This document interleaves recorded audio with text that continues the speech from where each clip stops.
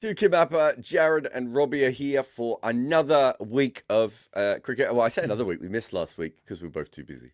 Robbie was Yeah. jet setting It's around. also holidays. We can take a and I was busy. I was busy flying and covering cricket, and I did what, 7 flights in 12 days? There was a very good WhatsApp message where you were trying to do your best tired voice, so you could call out of the. This a lesson to all younger people who ever have to call in sick to work. Never put on the tired or the sick voice. Just say I can't do the job. But Robbie went. Oh, the flight got in at 4 a.m. I was so dead, man. Oh my gosh. Like it can't, oh, episode 40. We're going Is it? places, Is Kimber. that you don't raise your bat for episode 40 though, do you? No, we don't. Not yet. Like why is Rakshit getting excited about episode 40? We've got 360 more to go. um, but yeah. So we missed a couple of things. So we'll cover a few different topics today. But let's start with the Ashes because that's the fun one. What did you think? Enlighten us, Jared Kimber. So I went on Talksport one day, and it was a show I haven't been on Talksport before, and I just went, they're dumb. England are Yeah. dumb, right? And so I tried to explain it, and this was a very football-y show, right? So I tried to explain it in the most football way possible of like, if you start scoring goals from like 30 meters out, right? Let's say you had all the best players in the world, Roberto Carlos and all the other guys like Roberto, he's the only one I know, right? But they're all scoring goals from 30 meters out, right? And you've seen this, I've seen this in basketball happen a few times before. If you stop trying to score in the box, right? The opposition, all the opposition teams are just going to start like defending you as if you're going to start scoring from 35 meters every time, right? And so the biggest issue that when you look at what has happened here is the fact that they came up with a theory that worked and never went with anything else. But also, I don't think they have improved as a cricket team or individually skills over all this time.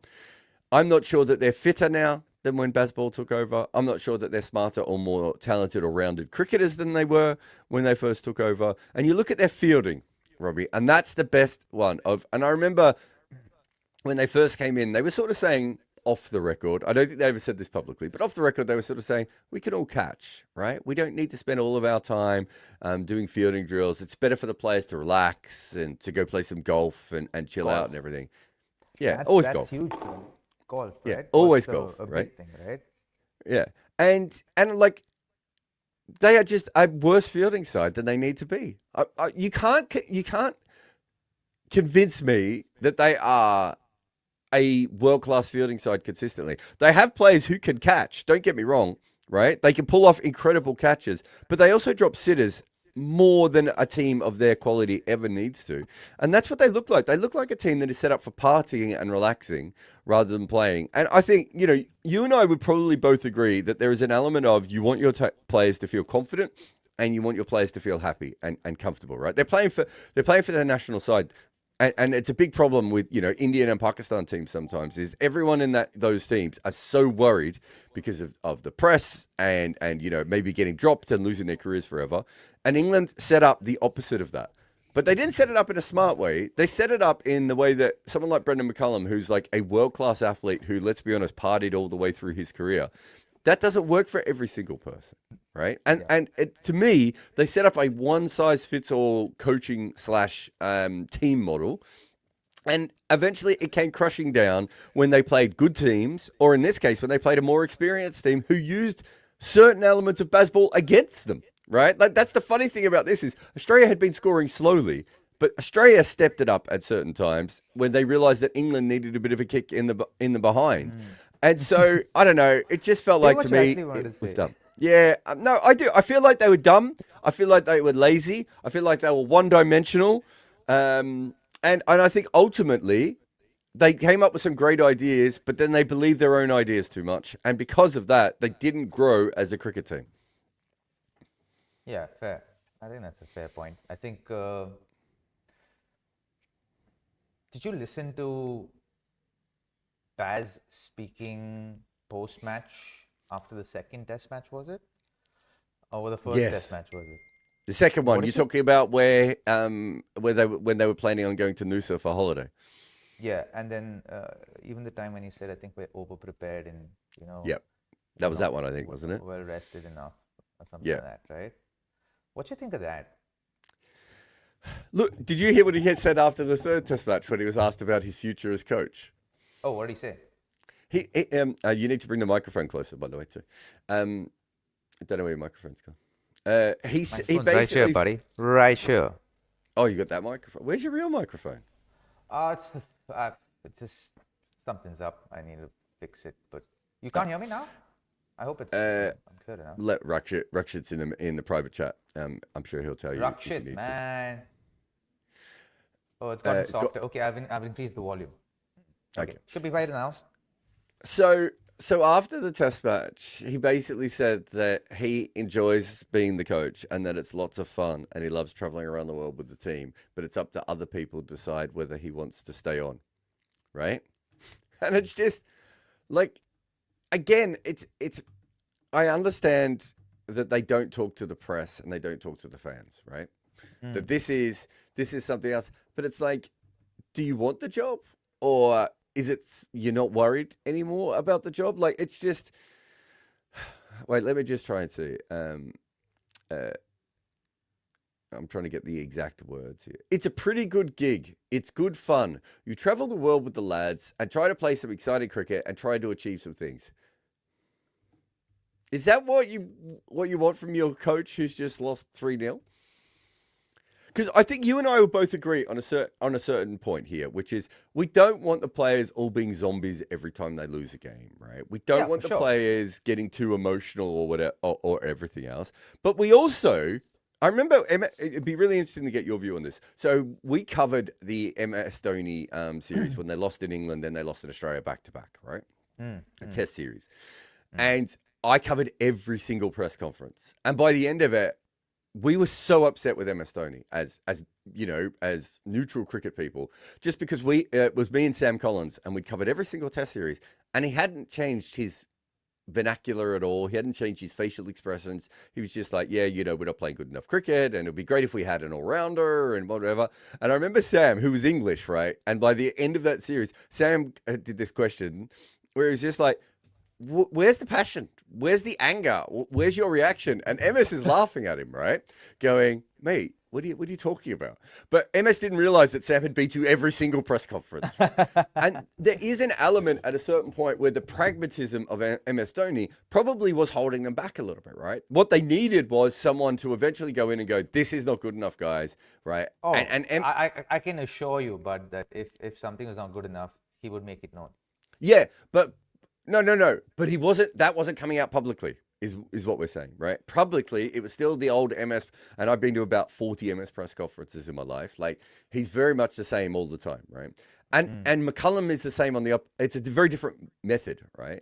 McCullum is the same. We know, like, without reporting on it, I'm pretty sure this happened, that England had some pretty brutal meetings in Noosa during their holiday, right? And we could see from the way that Zach Crawley changed the way he played a little bit. You could see the way from someone like Ollie Pope probably looking like his shot he was probably told, last chance, mate, this is it, right? And I think a few of the other players were told these things. But publicly, and this is what we were saying to MS on that day, which is at a certain point, you do actually have to show to the public that something has changed and that you understand what has happened.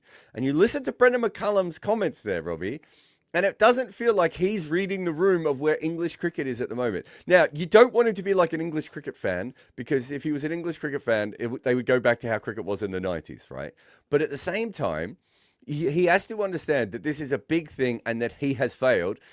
And I'm not sure it came across. It came across in Ben Stokes' press conference, to be fair. I think Ben Stokes was much more, they outplayed us in batting and bowling and fielding, right? And when it comes down to it, but it didn't quite come across in McCullum's. And I think, again, they're just not reading the situation. And I think it's hard for English fans, because English fans are not really, weren't ready for any of this, right? They weren't ready for the success of Bazball, and they weren't ready for the failure of Bazball, right? And so now they come into this position where they're like, well, what happens here? I think you have to understand your fan culture a little bit when you are in charge of a team, especially when you're McCullum and you've been in charge for so long. That's true. I think he's generally by nature a very happy-go-lucky guy, and likes to have his fun, and trains quite a bit, and keeps himself really fit.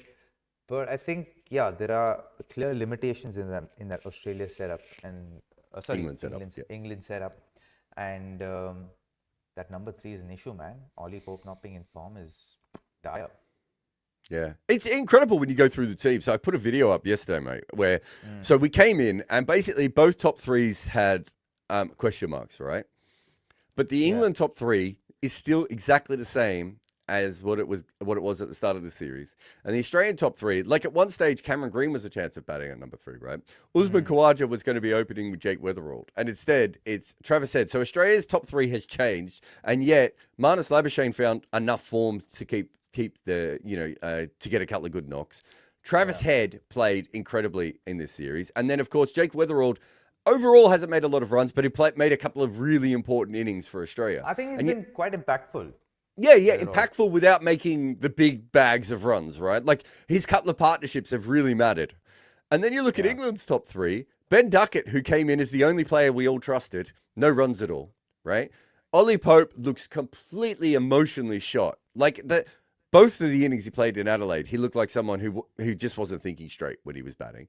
And Zach Crawley actually made 250s and another 40, right? But he's the impact player, and when he's made his runs, he's had no impact, right? Like he just hasn't had the kind of impact that you want if you're going to pick someone like Zach Crawley. So their top 3's failed, but then 4, 5, 6, and 7 is much stronger on paper than Australia's, right? Much stronger, right? And in form as well. Stokes has managed to stay in without making any runs. Root made his 100, but has been good without being brilliant. But Brook and Smith, right? No impact again, right? Just no impact. And so somehow Alex Carey is the difference between these two sides, right? I swear, dude, that was a top-notch innings, yeah. Oh, I mean, he's been good for ages, but the difference is also now his ability to actually go beyond 60 odds, right? Because that's the big Alex Scary thing before, isn't it? And to be able to go beyond that is really... So you look at their strengths, Robbie, England, and they've come in and their strengths haven't worked. Brook, Duckett, and Smith have not worked in this series at all so far. And we had question marks over the bowl. Oh, I want to ask you about... Try and explain to fans the difference between facing a frontline spinner for 25 overs and facing a sixth bowler spinner in Will Jacks for 20 overs. As in, there's a heaven and earth difference, to be very honest. I think when you're playing a world-class spinner, you're already under pressure. You're already anticipating what he could bowl to you. And you're trying to look at, if you're an aggressive batter, then you're always looking at, okay, what are my opportunities against this guy? What are the shots that I can play, can't play? Put the pressure back on him. So it's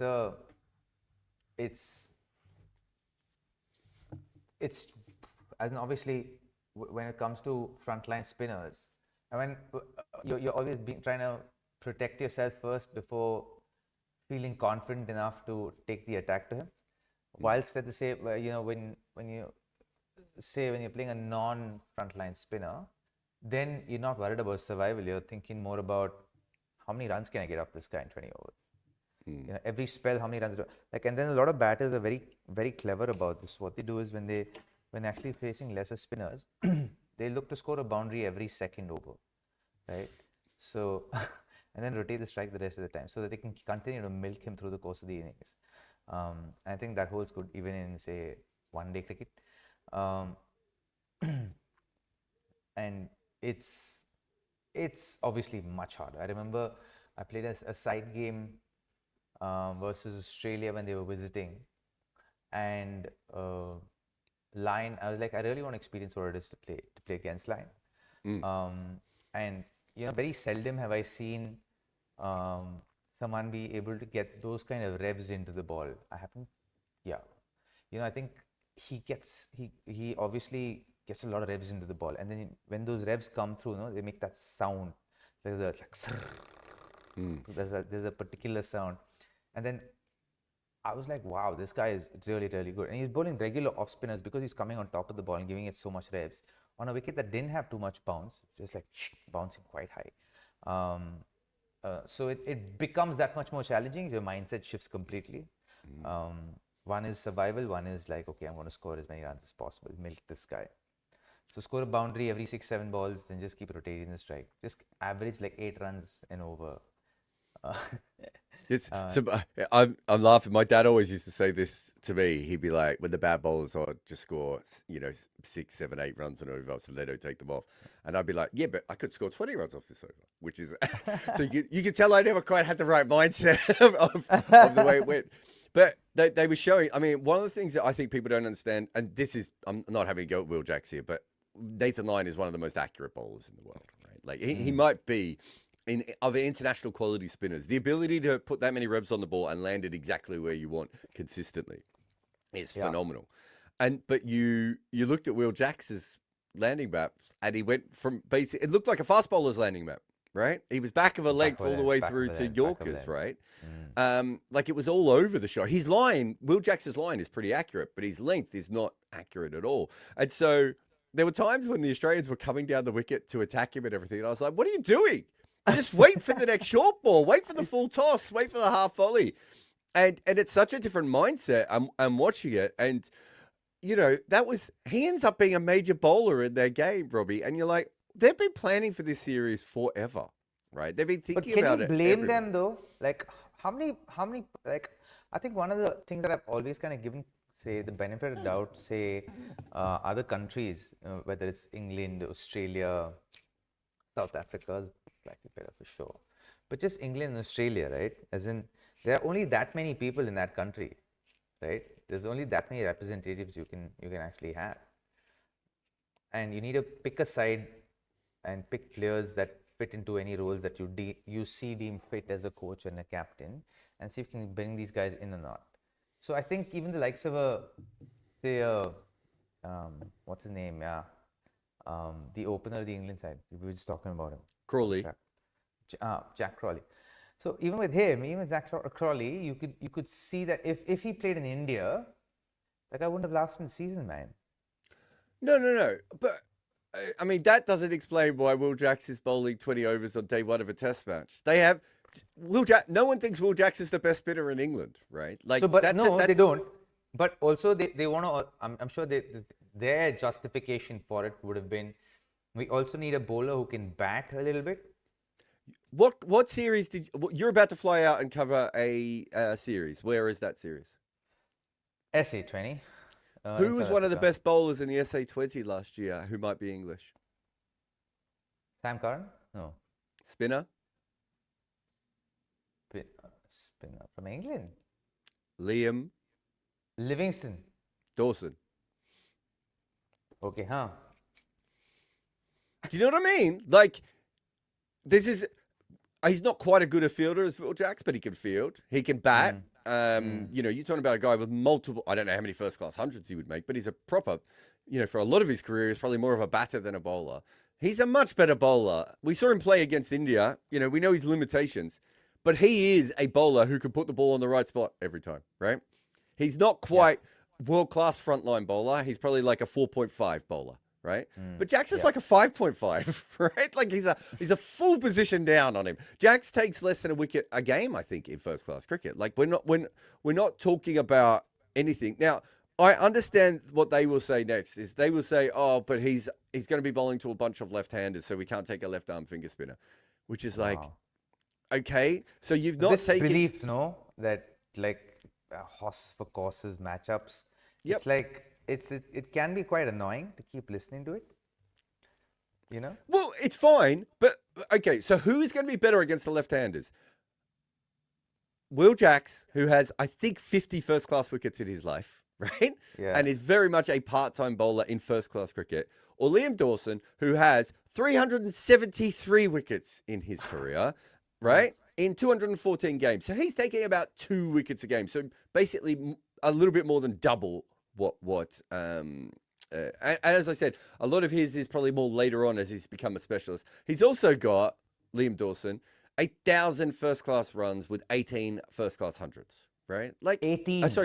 Sorry, did I say 1,000? I meant 10,000 first-class runs. 10,000 first-class runs with No 18 way. hundreds, right? Like, this is a player, right? And an experienced player and everything else. So when you say, oh, they don't have that many players to pick from, Liam Dawson's not here. Well, there, wherever they are, right? Like, and so they came in with a theory, and their theory was, Robbie, that they needed a tall off spinner because they were going up against the left-handers. And There the are a whole tall lot off, of theories in baseball. and the theory has been like, did you see the way Head was playing against him? Like, I mean, it was ridiculous. I didn't look at the final numbers, but I think Head scored much more than a run of ball against Will Jacks in this, right? And Yeah. Will Jacks can still bowl the odd, very good delivery. Like, he's one of those. He's kind of that sort of more like a Moeen Ali part-timer than a Glenn Maxwell part-timer, right? Like, he's one of those guys that when he bowls a good delivery, you do have to watch it. But it's so few and far between. And so, you know, let's get back to the Zach Crawley one, because I think that's really interesting. So Zach Crawley, you're right. They didn't have a lot of batting talent at that stage, and so they backed Zach Crawley. Except for the fact, Robbie, that in the last 2 years, a lot of those guys have started to make runs in the top order of England. They did have backups now. So when it first started in Bazball, I have no problem with them backing Zach Crawley and going, this is our guy. But they were backing him because they thought he was going to make runs in Australia. And then he gets to Australia, and every shot he plays is a drive on the up. You've played in Australia. Can you tell people why technically driving on the up is really tough in Australia? Because there's so much bounce, and it's as simple as that. And it can, depending on who's bowling, it can be skiddy, it come on nicely, but it will come on nicely, and there's bounce there. So you want to come inside the line of the ball more than anything else, because that way you're able to execute well, in the efficiency of execution works well. So it's strange, but I think even Zach Crawley and Will Jacks, I think obviously Will Jacks for a completely other reason, but Zach Crawley I think is on thin ice right now. I don't think he's... I mean, okay, so let's imagine we were in charge. What do you keep and what do you leave? I mean, there isn't another obvious captain in this squad, right? So it's other than Root, and Root's not going to take the job back. So I assume you have to convince Stokes to stick around at least for a year while you work out what the hell you're doing in the future, right? I think McCullum is probably going to go, but don't forget they just made McCullum their white ball captain because of all of his success in red ball cricket. Wow. White ball coach, sorry. And Rob Key's the other interesting one, right? Rob Key's the third person in all of this. I'm not a person who says these people must be fired and everything else. I don't care whether they fire them or keep them. But if these people aren't showing growth and aren't showing that they're going to change their ways a little bit, right? So they got rid of. But also the thing with baseball, right? I think it's just one, like you said earlier, it's one size fits all. And because it's one size fits all, they've not even tried to have a backup plan or a way to kind of go if the bowling gets really good and they find a way to tie these guys down. I didn't see Australia doing anything special. No. So whatever little I followed of the third test match, which is not very much to be very honest, but whatever little I watched for like 45 minutes or an hour was like just saw Australia bowling really disciplined lines and lengths, like just hit top of off, and if the ball moves from there, so be it, but just try and hit top of off as often as possible. And when they did that, these guys had no idea what to do, man, and that's pretty scary. Like to think that you're playing the Ashes, which is one of the biggest rivalries in world cricket, and you've gone there with just one plan, and then you haven't executed the, say, plan B anywhere else, and suddenly in the middle of the Ashes, you're asking them to, like, you're giving giving instructions saying, okay, let's play defensively, and suddenly moved away from baseball. So you're like, shit, how are you gonna make this work? It's not gonna work. And you're talking about the batting there, but I can't think of a 45-minute period in this entire series where England have bowled at the top of off stump. No, they haven't. Like, I mean, that's got to be one of the most remarkable things that's ever happened in cricket. We just watched a series where a team is 3-0 down, and at no stage did they think to themselves, what if we bowled at the top of off stump just for a little while, just for shits and giggles, just to see what might happen? Let's try this thing that is the most famous thing in cricket. And they never did it, Robbie. But Ben Stokes also isn't patient enough to try something for long enough, right? Like, And that poses also another challenge, right? Because as a captain, if you're asking the bowlers to bowl different lengths and try different things, and every third or fifth over, if your plan changes, how, like, you're not even building consistency, right? You can be the best bowler in the world, but if you can't hit the areas that consistently and hit particular areas consistently, then how are you going to reap the rewards of it? We were talking about this in the Indian series last year of how many times I pointed out that the bowler would be walking back to their mark and Ben Stokes would completely change the field and the bowler wouldn't even know. And we were saying at the time, like, they must trust him incredibly, because if I was a bowler and I would want to know where my field is before I bowl, and he doesn't seem to even tell them. I felt that this was the series when some of the bowlers were like, wait, what? Like, coming in, you could see after the delivery going, wait, why is the field like that? And I think the Jofra incident, I don't know if you saw that, when Jofra and Ben Stokes, I didn't have any issue with that, because you and I know that's a conversation that happens all the time, right? Yeah. But there was an element of like, Jofra's like, you want me to bowl really fast, back of a length, outside off stump, right? And you've got a number 9 who slashes all the time. Can I not get a little bit of coverage? And it's very fair for Ben Stokes to be like, that was too wide and you deserve to be hit for 4. Like, both of those conversations are completely fine. But I did feel that was what was happening here. There was a conversation with the bowlers where the bowlers are like, wait a minute, what are we bowling to here? The field is, I had a mid-off a minute ago. Where's mid-off gone, right? Like, there did feel to be an element of that a little bit. So I can understand it. But I find it remarkable. If you look at, I think you probably watched this session by what you were saying before. Australia on day 2 and day 3, right? When they came out, and all they did, they went, it's a flat pitch. Let's just bowl at the top of off stump, right? Let's mix around our bowlers a little bit. Let's set, not massively attacking fields, but nothing that they could score quickly from as well. And bowl at the top of off stump. And for about a session and a half, Australia bowled beautifully. And they basically won the Ashes in that session, right? That was the session and a half that they won the Ashes. And I remember when they came out later, England, I was like, well, they're obviously going to follow that map. This is it. They've learnt now. They're not idiots. They're batting more defensively, so they've learnt. And then they just didn't, right? And so it comes back to that conversation me and Harmy kept having. Can they not bowl at the top of off stump? Do they not have that skill set? Or is this just a plan that they have decided is eventually going to work for them? It's so fascinating to have a look at this. And a lot of people have said Atkinson was dropped, right? And he was the wrong guy to drop. They should have dropped Cass or whatever. And I was like, but Atkinson is supposed to be their accurate bowler. Go back and have a look at his spells. He has not been, I reckon he's had 2 good accurate spells in the first 2 test matches. I actually think he was a little bit injured as well, but that's a different thing. But if he's the guy who's supposed to be bowling at the top of off stump and he's not doing it, like, where are you? Like, it's such a shit show when you think of it. I don't know, you might feel differently. I actually don't think on pure talent there is that much between these 2 teams. This is not, if you look at the lineups, this is not a 3-0 team to Australia. No, for sure. Not 100%, man. That's not a 3-0 side. But so you have to work hard to get to this position, right? What's it like? You must have played for a team that's done this once before. What's it like when you feel like when you don't know how to fix the thing that's going wrong? I remember when I was working with Scotland, and we were supposed to win their qualifiers and make it to the World Cup easily, right? And we lost our first game to Singapore, and we just couldn't get our momentum. And I remember Ian Bishop like calling me over on the ground one day and going, Jarrod, what's happening? And he could see, and I didn't know what to say. And he looked at my face and he goes, if you knew what was happening, you would have fixed it.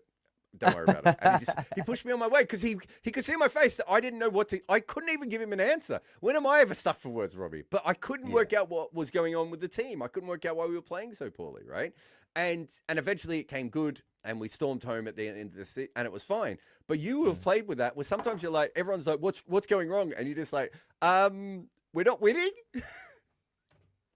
Yeah, and actually it's okay if you don't win in test matches, but like you don't want to lose so badly. Like, especially with the kind of team that they have, the personnel that they have. You want to, like, even if you're going down, you want to go down with some pride, right? You want to say you fought really hard. I'm not saying they're not fighting, but I just don't think there's any clear plan whatsoever. Like, he's just being driven by instinct, I think, completely, right? There isn't, if you look at Ben Stokes on the field, it feels like he's just being purely instinctive with his calls at the field. So it just makes it that much more challenging for I think the bowlers, but maybe, I don't know, if the bowlers can get a little bit more autonomy whilst they're bowling, then maybe they can actually just hit top of off some all the time.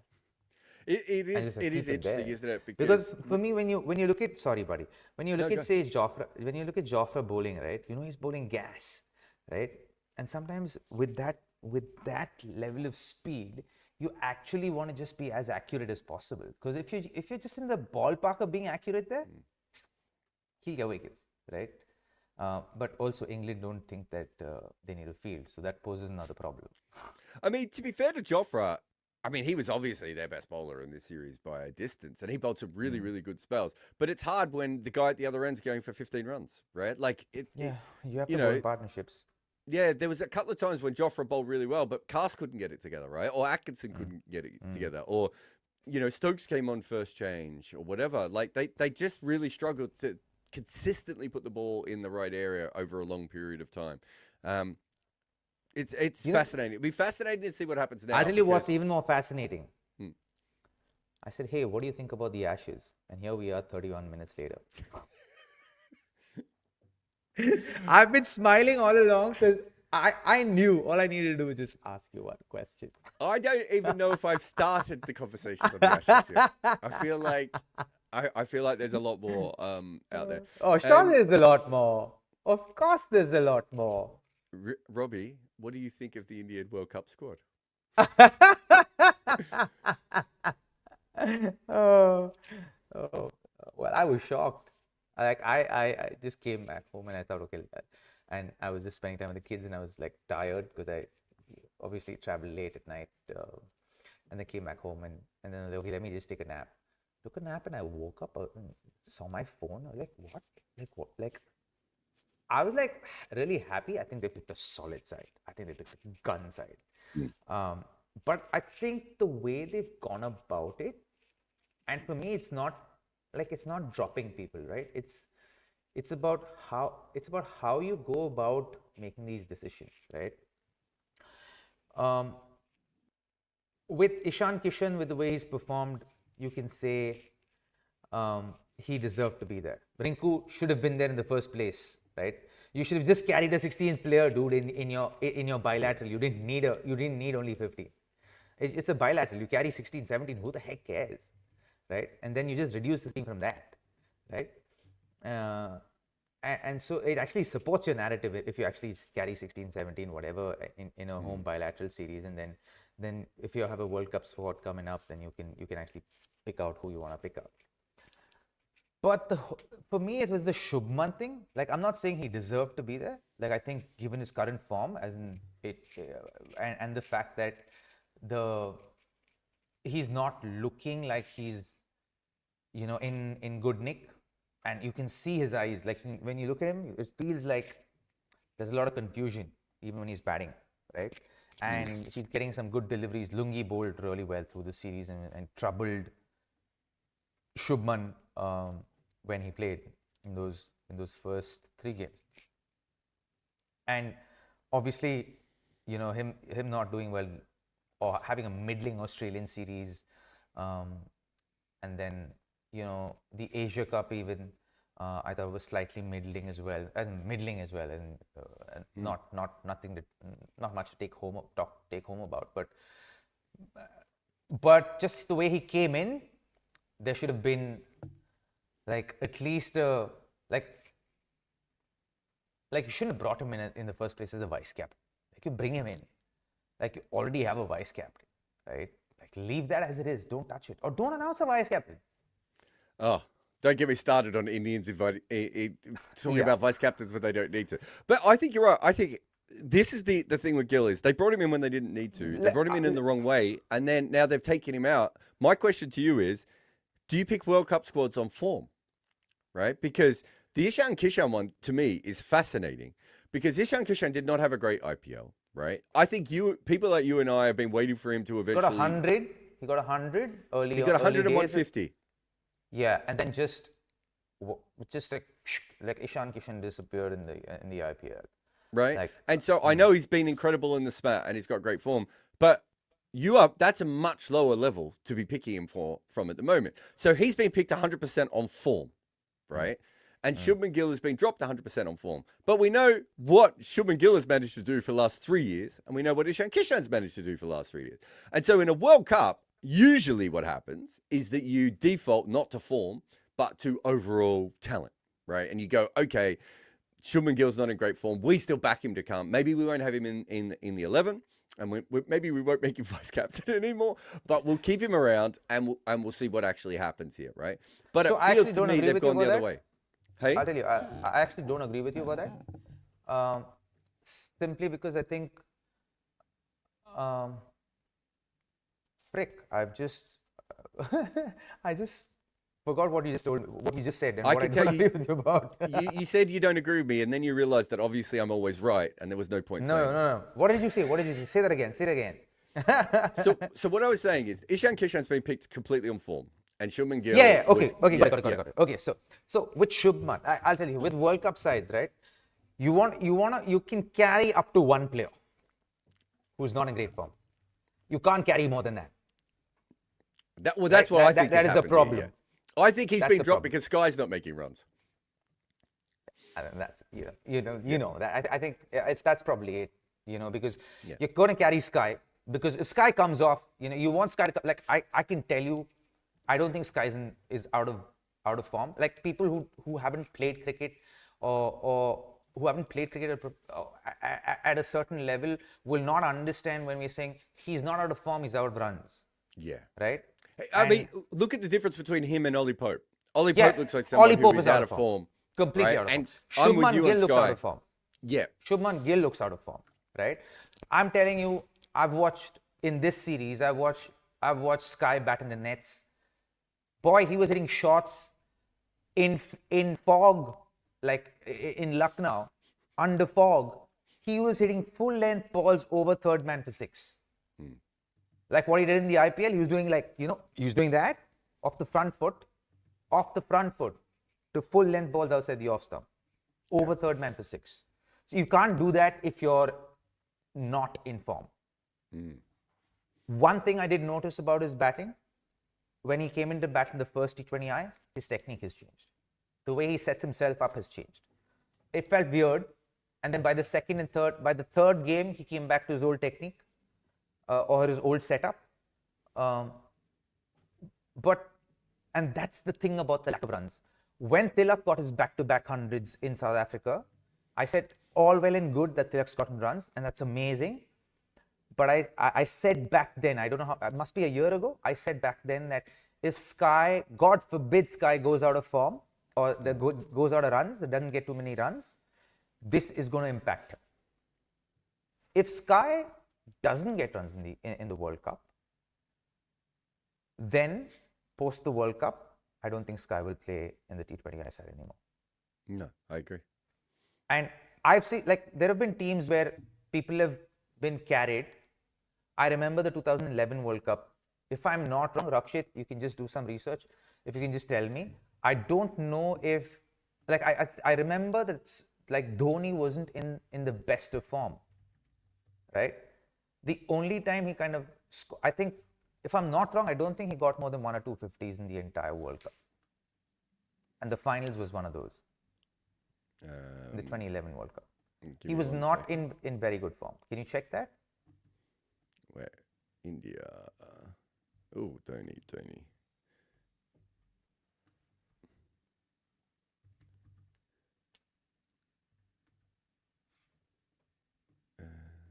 What's his name? Dhoni? MS Dhoni. 241 runs. Yeah, made the 150. Yeah. So he ended up with an average of 48, but that was with the 91 not out. Not outs, yeah. And then there were not outs as well. And how he many made games? 2 less runs than Collins Aboya. How many? Wait. You know who Collins Aboya is, though? Yeah, but wait, man. You and your cricket. Maybe Collins Aboya should be the hero of the 2011 World Cup. I'm just throwing it out there. No, but I'm saying it's happened before where teams have carried important players who are not in good form because of what they can potentially do. They are match winners, right? So it's not like teams haven't done that, and teams will still do that, right? And I think you can only carry one player like that. You can't carry more than that. Yeah, I think let's be honest. I wouldn't have picked Shubman Gill. I wouldn't have made him vice captain. I wouldn't have brought him back okay. in. You spoke back then. I didn't complete my point back then. My point was that what they've done with and just the way this whole thing is transpired, right, will send a larger message across the board to the Indian cricket fraternity. Yeah. Right? That anything can happen to anyone in Indian cricket. Right?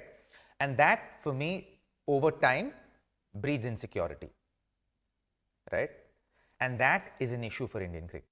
Because if you're operating from not being secure and you're operating from insecurity, then you're operating on survival mode at all points. And if you're operating on survival mode, there will come a period where you will be at the back end of a tournament under pressure and you will falter. And that's something I'm concerned about over a period of time. Okay, so we both agree that the Zach Crawley method doesn't work, right? Of just picking someone when they're not making runs. But we also don't agree with the opposite of that, right? Where everyone always feels like their spot is underplaced, and that's what we're basically trying to say, right? And look, it's hard to get the middle ground. So I don't think he should have. It's not hard. It takes effort to get to the middle ground. Right? Yeah, and also, I don't know if we talk about this enough, Robbie, but I find this quite interesting. We're in the first period ever of selectors being professional, right? So it's only the last, 10 years? So Merv Hughes was an Australian selector in, I want to say 2013-ish, right? And Merv Hughes didn't have a Foxtel subscription, Robbie. So he couldn't watch overseas tours unless he was on them on those booze cruises that he does, right? So he was selecting the Australian team, right? And unless Cricket Australia sent him into a game, he couldn't watch it, right? Unless he was literally... Why didn't he have that subscription? Because he was tight. He didn't have a lot of money. He was an amateur. He wasn't getting paid by Cricket Australia, right? And he was like, well, why would I pay for this? They're the ones who gave me this position, right? Don't get me wrong. He should have just paid for the subscription. He also said, Robbie, that you can't learn much from watching cricket on TV. I'm like, I think there's a few things you could learn. Anyway, shouldn't have been a selector. But the point being is those are the sorts of people who have been, and that's in Australia. And Australia was the first place, I think, in the world to have paid selectors, right? I think Merv Hughes might have been one of the reasons they went with paid selectors. If you think with players, right, we're now, by the time you came through, you were in the second or third generation of players who were professionally paid, right? Different parts of the world have been a little bit different. But essentially, from the early 90s, most players in international cricket at the top level, the top 8 players anyway, were professionals. And then by the early 2000s, you had about 15 or 16 people who were professional. And then by the mid 2000s, even the first class cricket was becoming professional, right? So we've had quite a few generations. And if you go back, Sunil Gavaskar played like a professional, right? And, you know, if you go back, Don Bradman played like a professional. They weren't professionals, but they played like professionals. Selectors, up until very recently, it was just an old guy who was lovely, who liked watching cricket, who would become the selector. And Henri Jobs, right? It's not a paid gig. Did you have free time? Did you like wearing a blazer? Did you like being abused in the press? Like, I mean, I know it sounds weird, but you and I know that there was a lot of people who should never have selected international. Don't get me, the domestic ones are way worse. But in international level, there were people who should never have been involved in international selection committees, right? Who weren't taking it seriously, who weren't being paid to do it, who weren't doing the hours or anything else. So we are in the first generation of professional selectors. And I do think that is a bit of an issue when it comes to cricket because we don't have this long history of doing it and the job still isn't done correctly. I mean, you could argue that we don't need selectors at all. And what we need to do is do what other sports do, which is have a director of cricket or a general manager type position. And then they have scouts who work for them, which is kind of what England were getting towards with Rob Key, right? But that kind of setup is probably a lot more sensible than what we see at the moment. But the point being is, and I know this sounds weird, but selection is actually one of the least mature parts of cricket in the world. And I still think that we see a lot of mistakes because we don't have professionals who do it day in, day out and think about it correctly until the last couple of years. And there isn't a method or a mold with this. And it reminds me of what coaching was like in the 90s. right? When Bob Simpson came along and everyone was like, oh, we all need international coaches. And you had like Bumble coaching, right? And, you know, Bumble is coming from umpiring, but everyone loves Bumble and he's obviously a very smart guy. So you give him the job. But Bumble didn't even know what international coaching was because there was no template for Bumble to look at. Right. So he came in with a first class coaching mentality, which is very different to what you want at the international level. Right. And that's what I'm trying to say. So I understand why selection is still so bad in cricket. And I think a lot of it is to do with the fact that we don't train people up. They don't have the right methods behind them. They don't understand what they're supposed to be doing. And we're not quite there. So I could see why mistakes are made. And I think in this particular case with Gill, there was pressure to get him into the side so that he could take over as the captain when Sky was eventually phased out, so they could have the one captain involved in all three formats. And they've just made a bit of a mistake with that decision. Yeah, they have, and they've corrected it, and rightly so. Yeah. My concern only comes from the point of view of, you know, the larger impact this has on the team, the larger impact it has on, like, you know, imagine you exist in a team where you feel, and they've done this to the captain of two formats and who was the vice captain of a current team, right? It's just, you know, they're playing with fire, right? Yeah, it is. In the long term, yeah, in the long term. Yeah. In the short term, yes, it's the best decision. In the short term, I'm not arguing that. Yeah.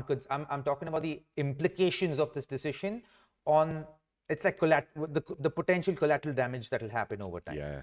And it'll happen at, you know, it'll happen in it could happen, for me, it could happen in tense matches, crucial games, big games at the back end of a major tournament.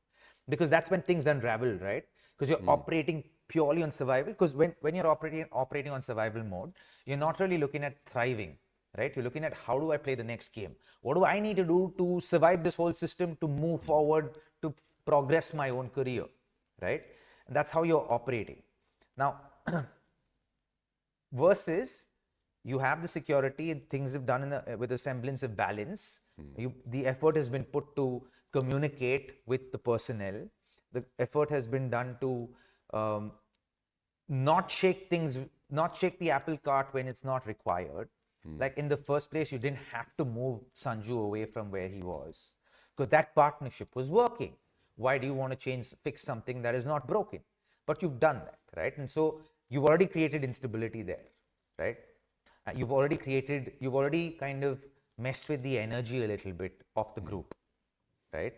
Suddenly, you would imagine that, what is the captain going to say to a performer like Sanju, who's actually been the first one amongst the guys in this team to score 100, of the youngsters who joined the team post the T20 World Cup in 2024. He was the first guy to score the back-to-back hundreds in South Africa, and then Tilak followed suit, and then Abhishek Sharma followed suit, right? And then he came to India and scored 100 against Bangladesh as well. And then when he and Abhishek bat together, my word, they look like they can get, like, they feel like Jayasuriya and Kalu Vitarana. It's like anything can happen, dude. Like 300 can happen today, you know, in a T20 game. It feels like that. That's the energy that they both bat with.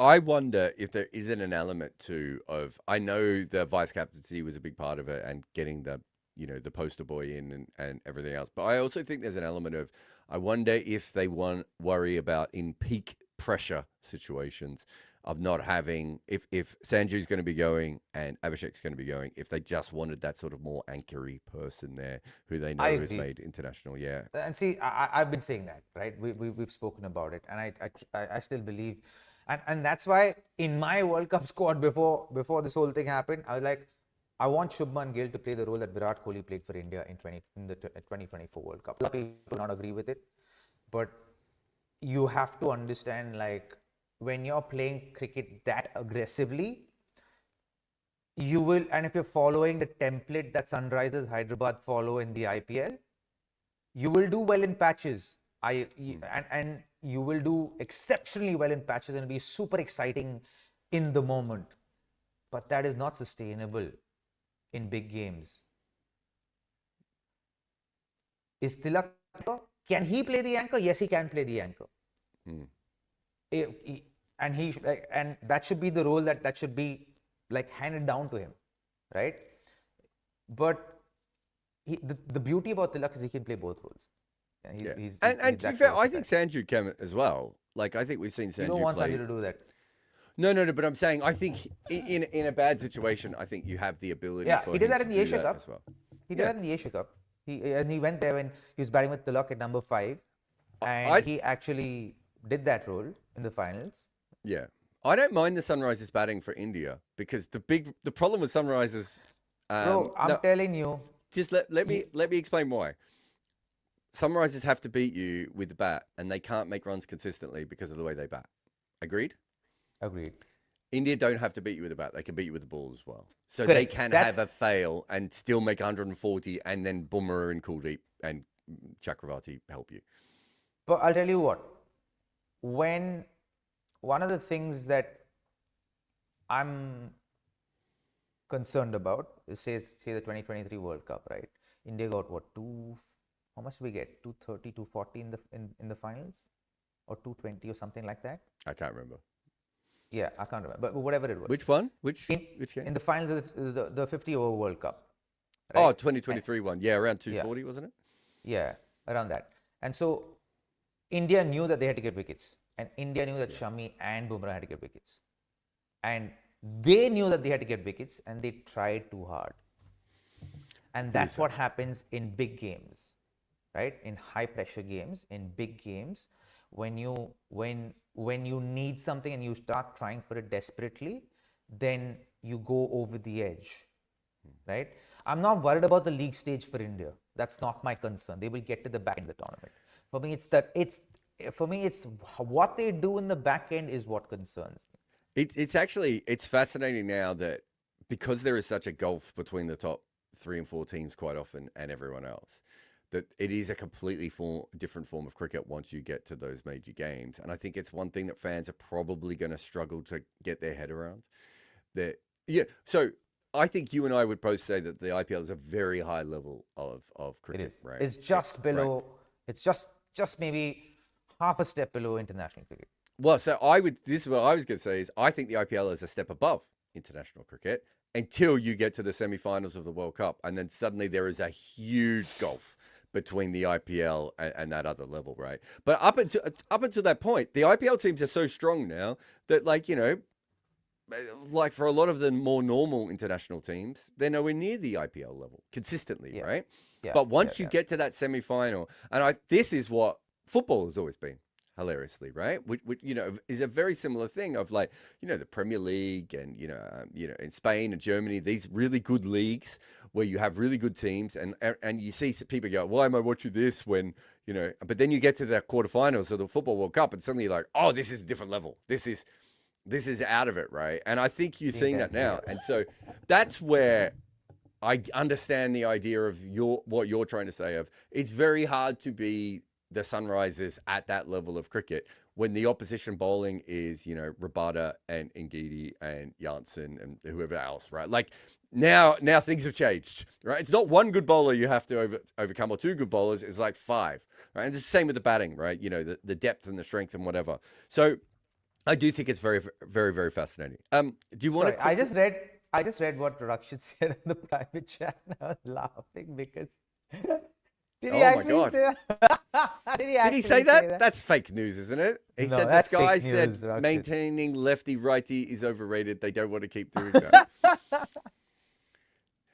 Has a player ever said a more boring thing in their life, which is actually a complete attack on their coach?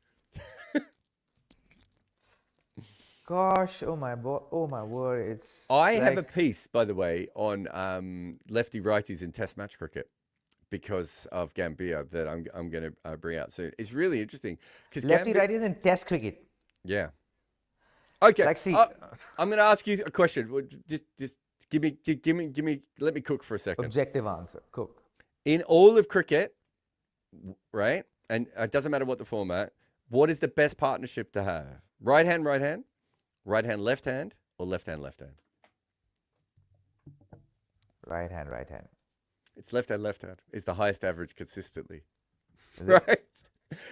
And It's always been fascinating to me. If you think back, there's of like Hayden Langer. I remember in Australia they were like, we can't have two left-handers together, right? And not in those days, no one had the advanced stats or anything, right?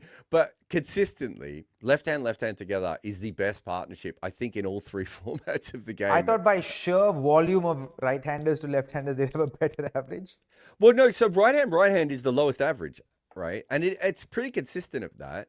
But that's also because there's so many extra right-handers, right? It's hard for left-handers to even get in the side. But volume of runs?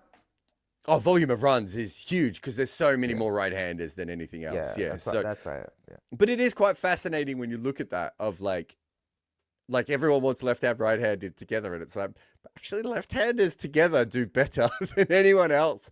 So it is. I mean, obviously, if you only had a team of left-handers, the opposition would just pick 3 off spinners, right, and one Jofra Archer type guy, and you'd be in trouble.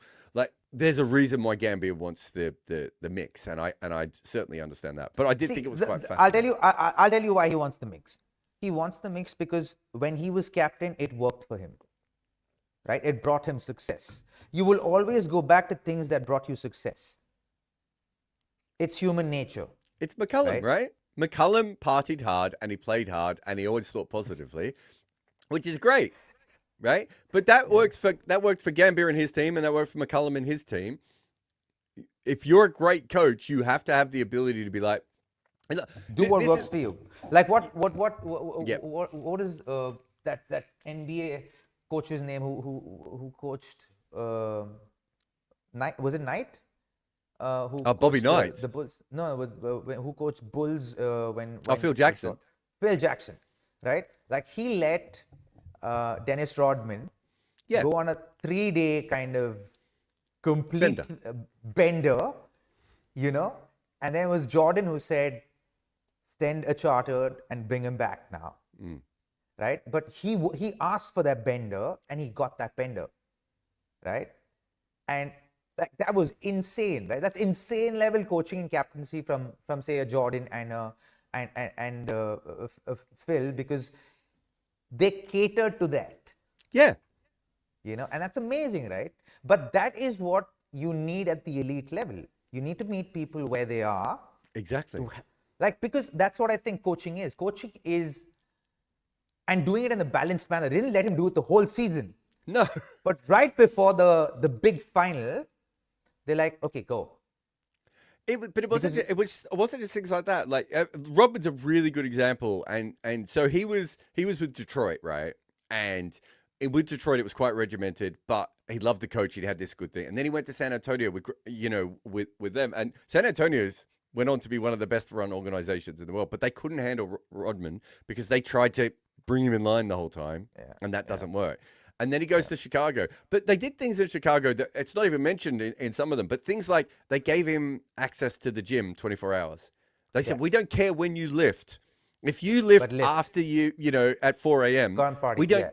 Yeah, that doesn't matter to us. We just care that you keep lifting because we need you to be strong for when we get to the playoffs, right? And it's little things like that. It's meeting people where they are, right? Yeah.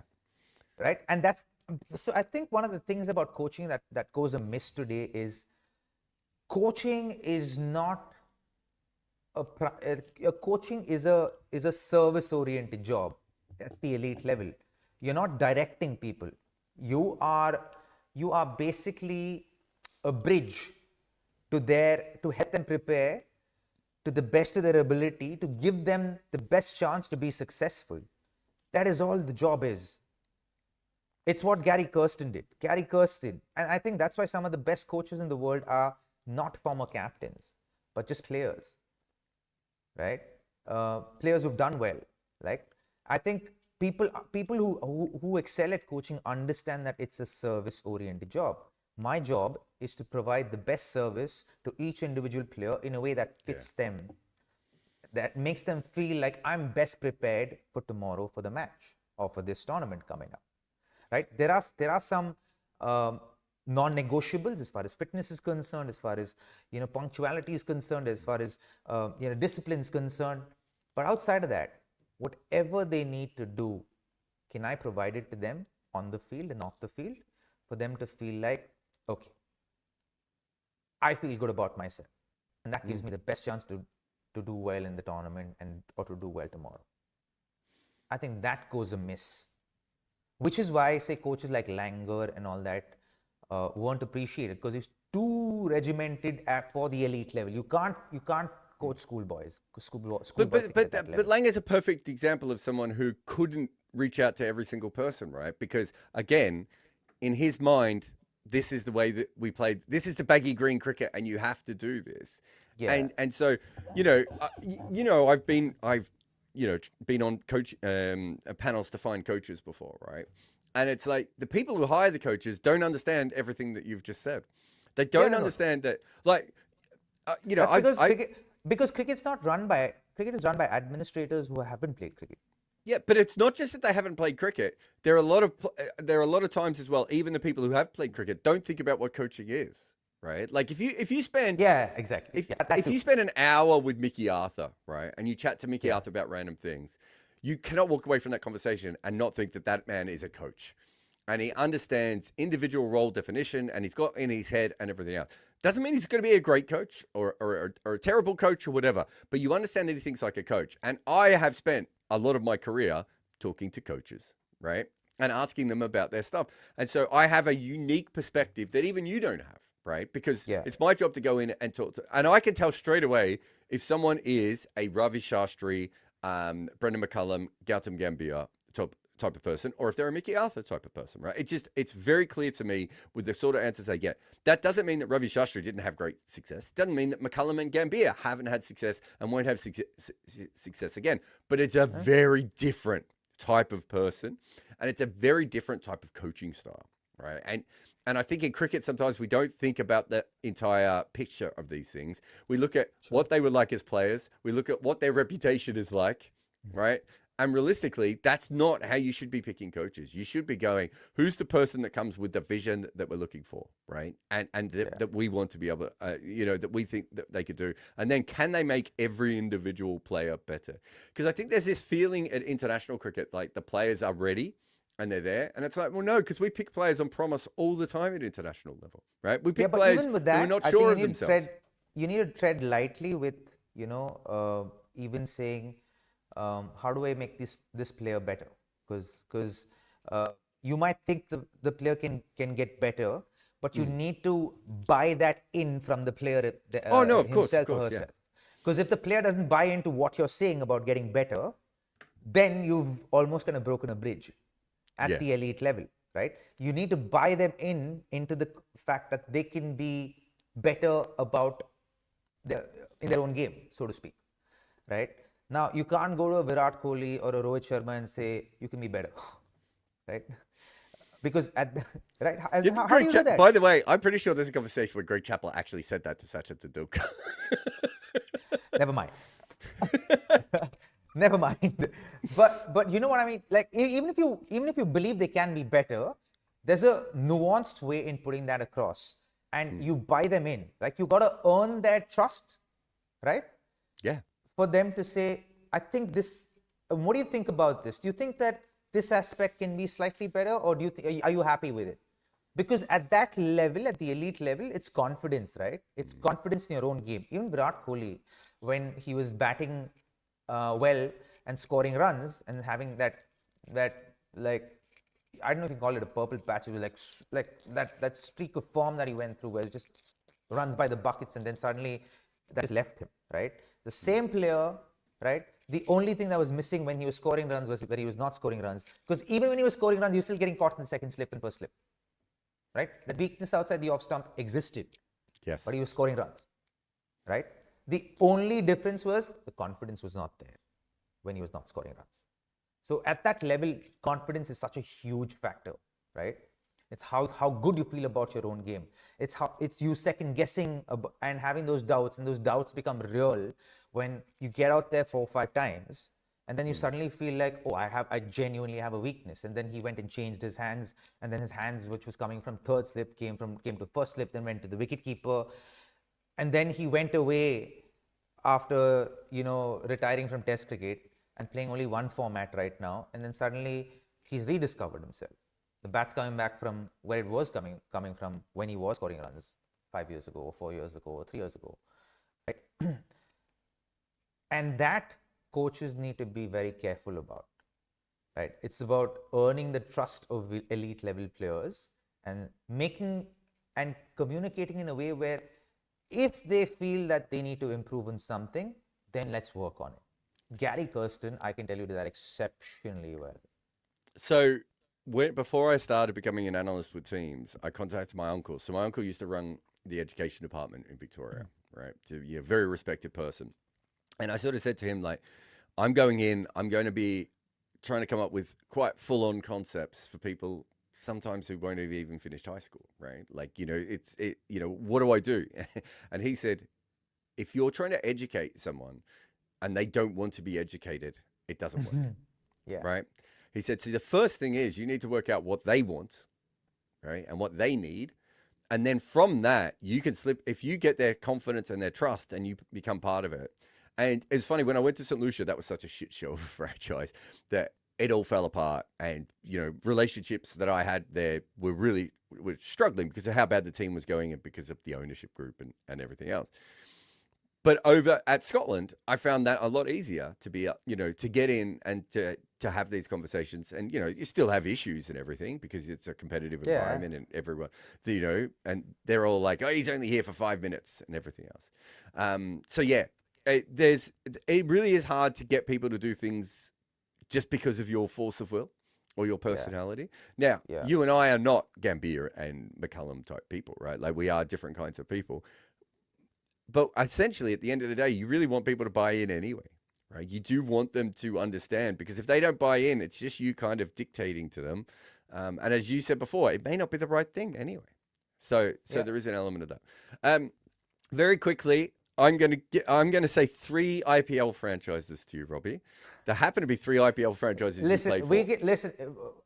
I think that this deserves a separate show. Okay, so we're not doing it at all. Good, because I did have notes here. And I did realize that I only picked IPL franchises that you've played for, but we will do that. I tell you what, I hope I'm going to do a special episode. I'm going to do a special episode with you on the IPL. Yeah, where we're going to put up some graphics, and so I can show you some things as well. Yeah. So let's just get to the super chats, because I think there are a kabillion of them. Yeah. Thank you to everyone who's come through. Siddharth says, J-Rod with Simon Jordan is so hilarious. Low-key fun. Do you know who Simon Jordan is? Like, is Simon Jordan someone who's entered your worldview? Not yet. So Simon Jordan's the main presenter on TalkSport, and we've had a couple of episodes together where they've put me in. And it's fair to say, I'll send you the link, Robbie, see how Simon Jordan handled me on the first one. May not have, I don't think he was quite ready for what I said, and he hasn't handled it very well, but I've been back on again. Scandalized? I think he just, I think he couldn't get over the fact, I spent 5 minutes saying the English team was dumb. And I think Simon Jordan is a big alpha male guy. He's a big and he was all on the Ben Stokes, Brendan McCullum thing. And I'm like, yeah, you can be tough and you can be confident, but at the end of the day, if you're dumb, it doesn't mean as much. And it's fair to say that I might have said that a little bit too strongly for poor Simon. And of course, the next test match, they lost again. Samit says 2002-3, Nas lost the Ashes in 11 days with an inferior team versus a great Australian team. Today's England had more tools, fewer excuses. How does Stokes, Baz, and Key realistically recover? I think that's the issue that we're talking about here. If they lose one more test match, I think they'll go and restructure. What do you mean? I think they'll go back to the drawing board and they'll have to. I think. You mean for the last 2 games? Not for the last 2 games. If they lose one more test match, then. I think, honestly, mate, I think it might already be done. I think the structure as it is at the moment, I don't think they will continue with, because they had a lot of success early on, and then they were an interesting team who could beat good teams for a while, and now it's fallen apart. There's too much talent in this team for them. That's what Samit's basically saying. There's too much talent in this team for them to be as bad as they have been. 100%. Right. And that, at that stage, you unfortunately have to look at leadership, right? Yeah. I really hope that someone like Ollie Pope, who's in terrible form at the moment, doesn't catch the bad end of the stick here, because like some of these guys, because he's a high quality player. I think he's important for England's future. given Joe Root is where he is in his career, and Zach is batting the way he's batting, and will Zach continue to step up because he's been very patchy with his form anyway. Do you know what's weird about them, right? Is those two guys are about to hit their peak batting ages. Yeah, And they so are. they Which will is why I'm saying this. Yeah, they'll probably get dropped, and then they'll go Yeah, into first-class cricket and make 1,000,000 runs, and everyone will be like, well, we can't go back to those guys. And it's like, the issue here is that they should have been dropped in their mid-20s, right?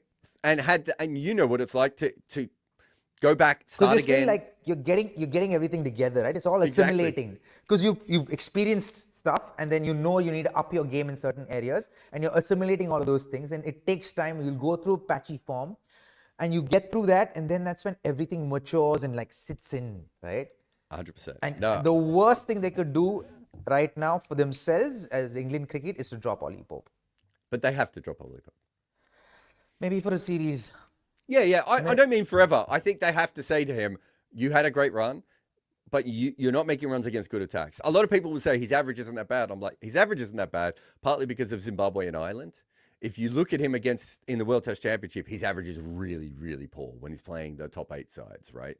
So he has to, you have to send him back to first-class cricket, but let him know that this is not the end, right? Yeah. You're waiting for him to prove that he can come back. The biggest issue is he's always made runs in first-class cricket, so he probably will. But anyway, Samit says, saw some great slips catching. Robbie, did you feel much at Slip and Ranji Trophy? What changes needed to be India versus Australia, South Africa? Best Indian slip fielder, Dravid has numbers, Rahane versus spin. But for me, Azhar, it was the closest to Mark Wall. Yeah, agreed. I'll tell you the best slip fielder I've seen outside of Rahul Dravid is Manish. You mean in India? Yeah. In India, in domestic. Oh, dude, he was so good at slips, especially when Karnataka we won the treble back to back.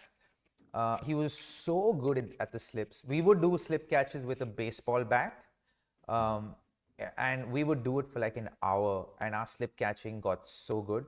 I didn't stay in the slips for too long because I had like, for me, wicket keepers aren't very good in the slips. We're not. Yeah, and when you go behind the stumps, it's like if you're wearing the gloves and then you go behind the stumps without the gloves, it just feels weird, you know. And it feels like if you're standing in the slips, you might as well stand, there. And so I try and avoid standing there because I wasn't like, early on in my career I was good, but then later on it became hard because with wicket keeping it just didn't feel right, and I preferred mid off, mid on.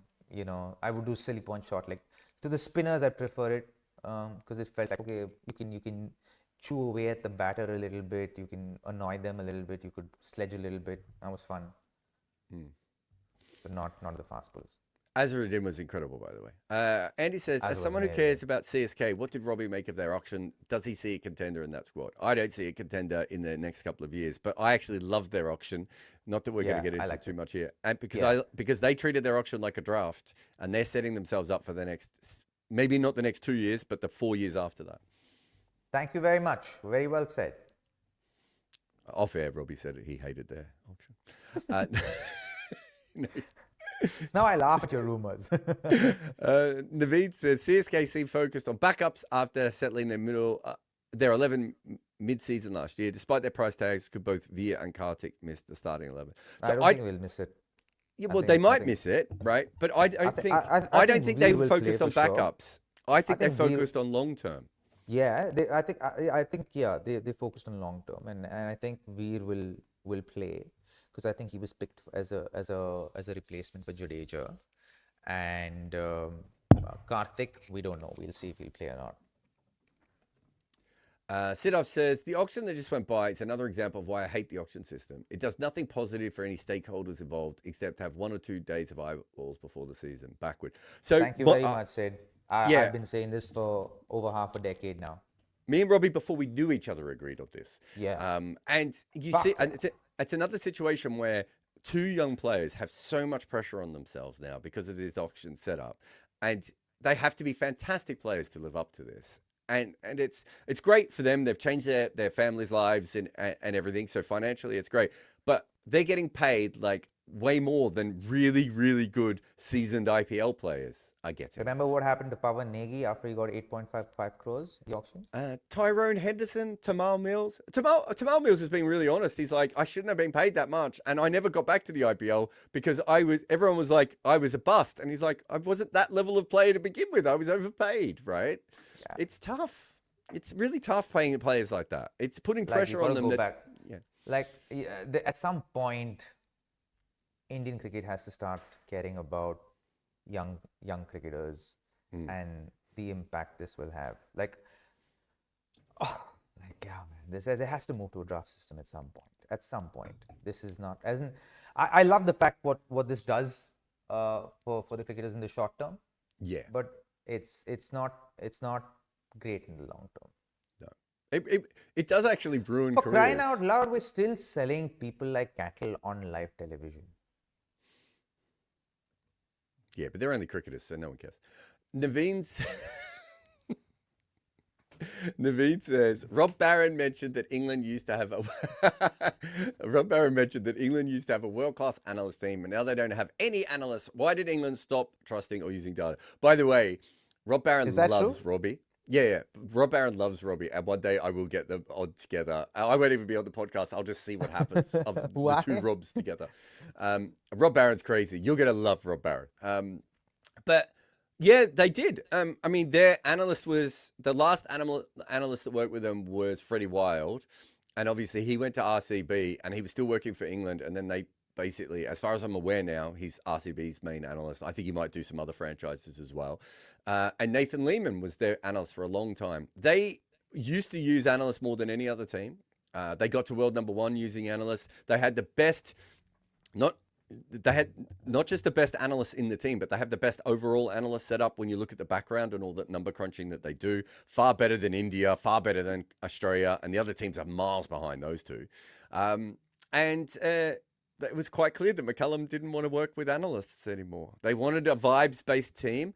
Do you know what I would have said if I was their analyst for any of these test matches, Robbie?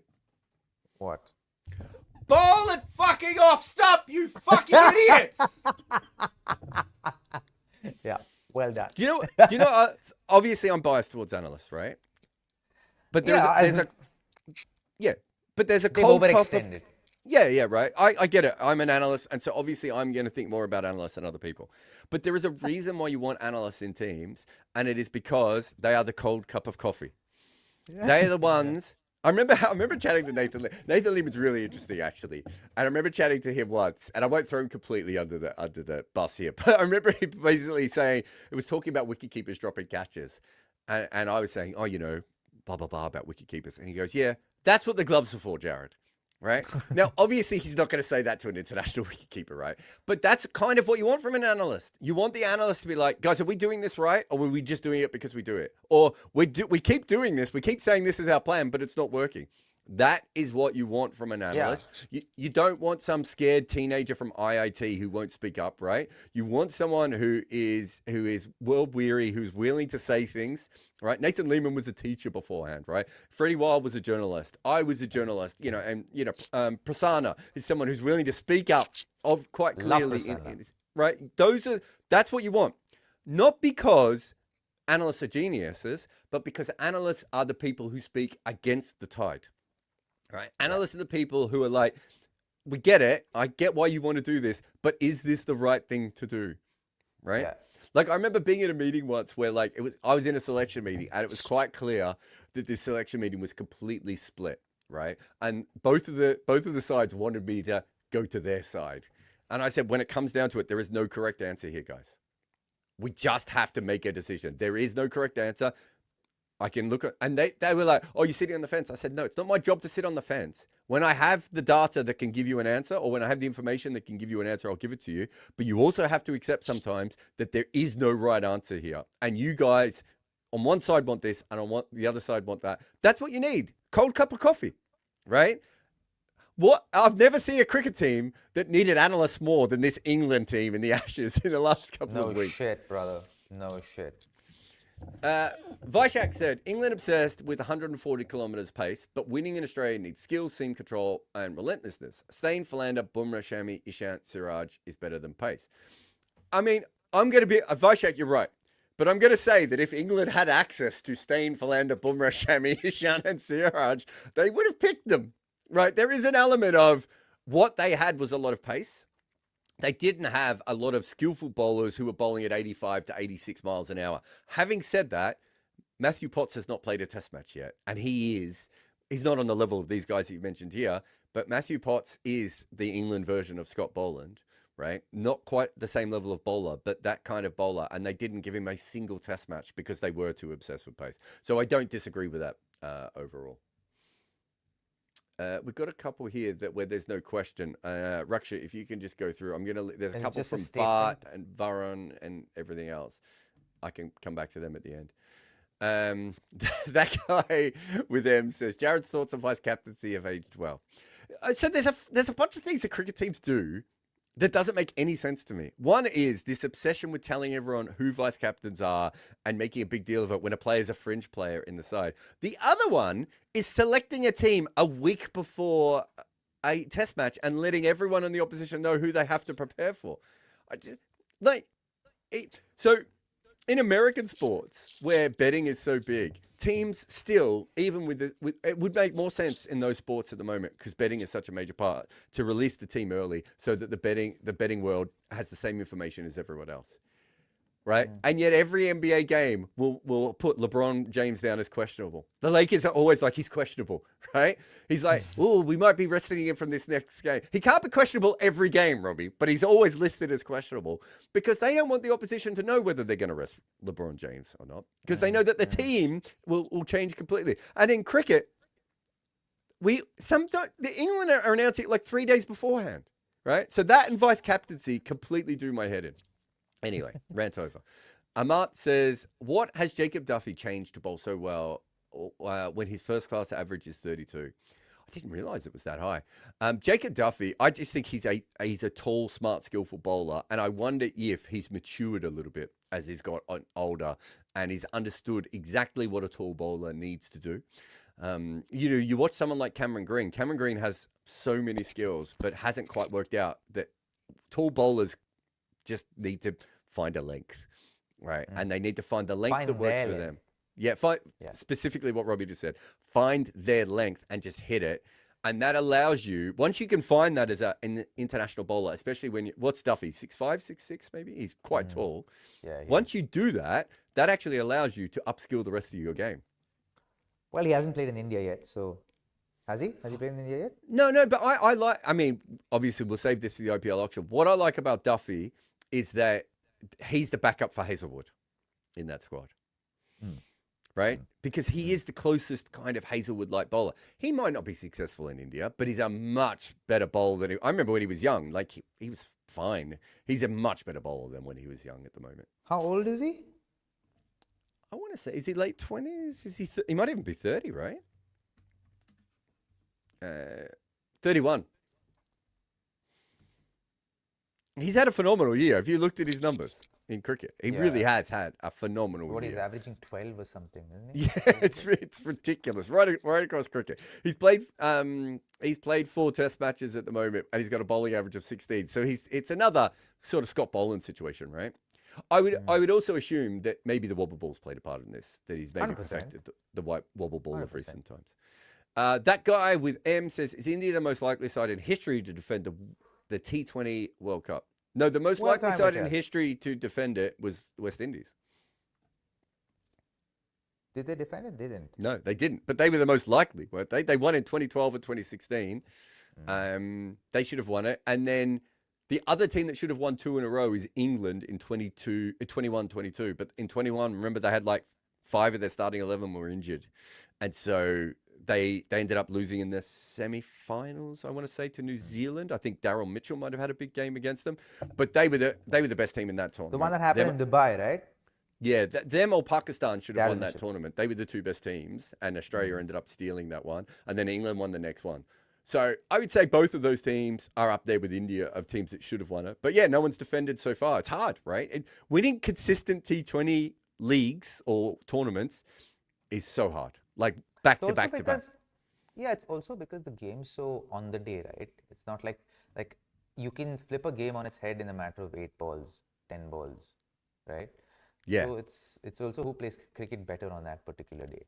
It has you in T20 cricket. You have the lowest percentage of wins for a successful team.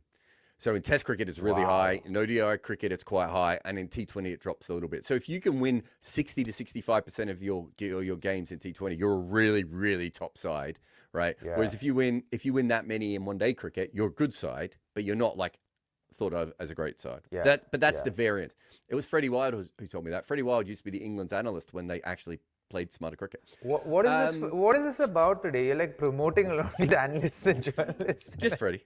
Soham says, KK wrote a great article on Crick Info that noted Sky had technical problems creeping into his game. I don't remember the specifics, but it's a great read. Shout out to KK, the great man. I didn't know. Someone did send me this. I think I did read this, and I now can't remember anything of it. Did you come across that article? Not yet. I'll check it out. I'll send you the link. Great, I'm pretty actually. sure I started to read it. KK is very astute observer of the game. Have you ever met him? Do you know him? Yeah. Lovely guy. Yeah, Great, yeah. great drinking partner. Also, very good at he loves late night photography. He loves nighttime photography. There you go. Fun fact. People didn't know that about KK, and now they know it. Bart says Stokes remained in New Zealand, potentially competing with if Stokes remained in New Zealand, potentially competing with Kane to be anointed the next generational great. Baz plus Roscoe 2.0. Yeah, it would be interesting to see where New Zealand would have been with Stokes in that side, right? Yeah, ifs and buts. No, I'm just saying. Yeah, it would have been nice for sure. Yeah. Like but I can only perceive him as an English player. I can't. He's not an English player, though, is he? Like, Yeah. I mean, style of cricket. Style of. Oh, I suppose there's a bit of Flintoff and Botham in him as well. So I suppose Yeah, a for little sure, bit. bro. Yeah, He's probably there's not lot a of New Flintoff Zealand in- cricketer. No, he's not a New Zealand cricketer. Yeah, that's fair.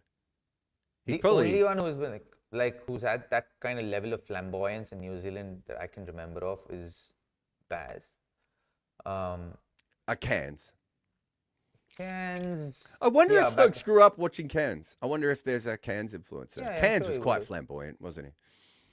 Nathan Astle, quiet, but his batting was flamboyant. Yeah. Kunav says, random question. Is masala Vegemite sandwich a good idea? Yeah. Have you ever eaten Vegemite? I've tried it. I've been just once for the sake of tasting it. I don't know how you guys eat that shit. Yeah. I mean, I don't know. We just ate it we ate it when we were I kids. tried it once with butter. I remember I tried it once with butter.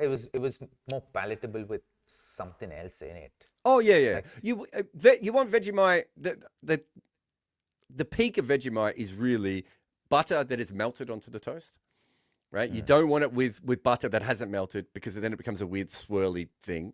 And then you also want a cold piece of cheese, right? Is probably the best one. Or, some sort of cheddar anyway. But I think a cold piece of cheese almost works best. And then the three together cheddar work might go quite well. well. Yeah, but Cheddar might go yeah. well, actually. I don't know about masala and Vegemite together. I think that might be beyond me. Sidar says, J-Rod getting rage baited by Bazball's success vision. Yeah. One of the issues I have with all this, though, is that I actually really like... Well, they should have bowled it off stuff. But I really do think that they have helped change the game. They've opened up the way that we think about Test cricket, and they did heaps of things right. The frustrating thing, and we did a whole episode on this recently, the frustrating thing is that they then believed that they were God's gift to everything, and that everything that they did was right. And I think it's quite clear that has not been It's the the case. English. They always think they're entitled. Walking Alive says Stokes gets away with any criticism swiftly by calling his team weak, doing bare minimum blocking for 2 hours when the ball is 60 overs old. All talks of great leader of throwing the team under the bus. No, I think the one thing I would disagree with here, Walking, is I would be disappointed if Stokes hadn't come out and said that they have played poor cricket. Right? I think Stokes has been frustrated with the bowling attack. Now, he was part of the reason they have this bowling attack, so he's going to take some of that blame. But I do think he has been frustrated with the fact that they can't keep any pressure back on Australia as well. And I think he's also been frustrated with the fact that the batters don't have multiple gears. But again, he was the one that pushed this whole Bazball star, right? So maybe he's just waking up out of the coma. Bart says, KP waited like Faf for his South Africa colours, still hit similar peaks. Kevin Peterson. Context. Oh, okay. Yeah. Bart's all about the alternative histories here. I think KP's a much better player than Faf in pure skill and everything else. And so I think he would, I don't compare the two of those players on skill level. I think Faf's an incredible professional and the way he thinks about cricket and everything I really respect. But if you're talking about batting skill, KP's an absolute genius from another planet. He's super talented. Varun says, of the 3 series I've watched recently, Australia versus India, England versus India, and Australia versus England, India versus India was easily the best. Think of moments like the Will Jacks, Ben Stokes partnership. The whole BGT felt like that. Yeah, I think that, it probably was the best of the 3 series, but it was also a wicket-heavy series. And so it's always going to be a little bit more interesting and a little bit more tense, I think, because it meant that even though India lost that series, they were always maybe 1 or 2 good spells or good partnerships from coming back in. Yeah. And you have that with low-scoring series, right? You almost always feel like the other team could come back in it. Whereas England versus India was a bit more batting heavy and a bit more extreme. And Australia versus England, well, the less said, the better. Bart says, thoughts on the what-ifs below. Oh, yeah, we did some of your what-ifs. KL and Pope came in each's country Each system. other's country system. I'm trying to get that out. Okay, so if KL played in England and Pope played in India, would they be different? I think KL would be different. His numbers would be different. I think KL would have loved England, given how close he plays to his body. If you, yeah, and after a point in England, the wickets get really flat, right? And it comes on so beautifully. Yeah, like he would have scored. He would have been probably in the 40s or 50s even. And Pope, even if he was never going to be a great player of spin, if he had been in that system, he would obviously be a lot better against it. Yeah. And that's one of his big weaknesses. I know it hasn't mattered in this series, but one of his big weaknesses is that. We did that one, mate. Yeah, we did. Lokesh says, love the show. Thanks for doing what you do. Lokesh, we love you. Thanks for doing what you've done. Tamil says, hello, guys. How do you see Tala play in this IPL, an impact sub or in the 11? In the 11. I think if he's playing, he'll want to do the whole thing. Like, I don't think he'll want to just bat and go. If there's a choice between batting and wicket keeping as an impact player, like if they say you have to play only as an impact player, he'd be like, okay, let me keep. Andy says, I reckon he'd say that. Yeah, no, I think it's fair. Isn't there a gulf between this Indian white ball team and Morgan's England? Feels like the batting has a higher ceiling, better bowlers, and Pandya is better than Stokes. Yes, but you got to remember that a lot of the work that the England team did, you're talking about that retrospectively, but at the time, the England white ball team was so good because it was so far ahead of everyone else, right? That's right. But I think you're right. I think the big issue that England always had was that Plunkett and Rashid had to do so much heavy lifting in that team. However, I think when peak Jofra came in, that's when they were at their absolute best, that England team as well. I think that did change that team quite a bit because Jofra was so good. And then you had the middle overs, you had a little bit up top, and then you had the stuff at the end.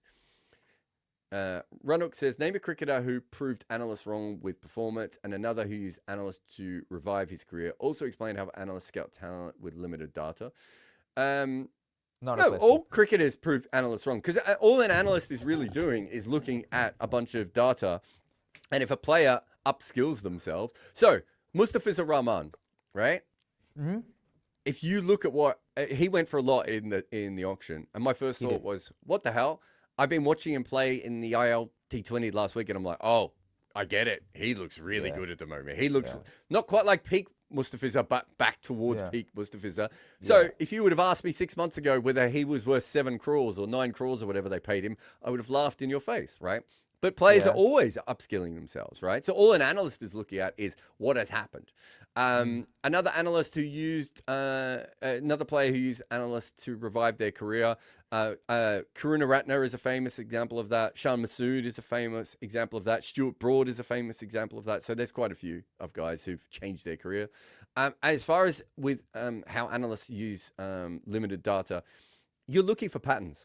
You're looking for patterns in any stage. So once you have enough things there, you can start to work out what the pattern is. So I've been watching Shadab Khan bowl recently because he took wickets in Australia. And my first thought was, well, maybe it's just because Australians don't play leg spin very well, right?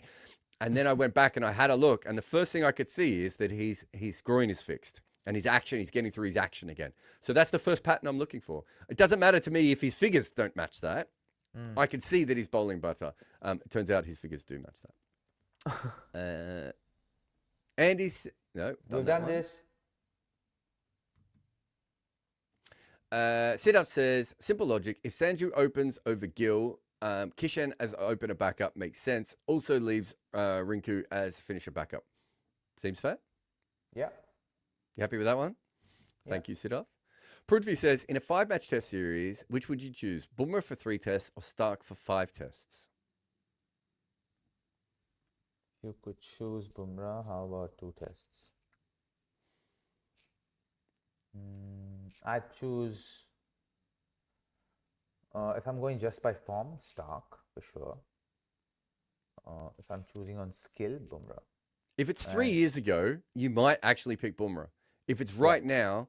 Not even 3 years ago. Don't have to go for that far back. Go 18 months ago. No, but before Stark... Like, Stark's reached a level he's never been at before, right? Yeah. So I think if you're looking a couple of years ago, you might think, well, if we have Bumrah, we're more likely to win the 3 tests. So let's go with that. Whereas at the moment, even if you say Stark hasn't reached Bumrah-like levels, he is so good at the moment that I don't think you could overlook him, right? I'm not sure if Varun Gandhi got his message up, so let me just put him on the screen as well. I say as I click away from him. So thank you to everyone for all your comments and your chats and everything else. We'll be back again. Robbie will be in South Africa. I'm leaving Christmas morning. You enjoyed the SA20. I remember. Oh wait, Varun says. Oh yeah, we did do Varun's question. I still remember the first time I heard you commentate in the SA20, and you were on a grass embankment with Mark Nicholas, just having a chat. A very, very different kind of commentary, so I'm sure we'll hear that as well. But yeah, please like, subscribe. If you listen on the audio podcast, leave us a review there as well. But yeah, do all those things, and me and Robbie will be back very soon for more of KimAppa. And we need more ranting. We need more ranting. I don't like rant. There was no ranting. That was amazing. I loved it. We need more of that.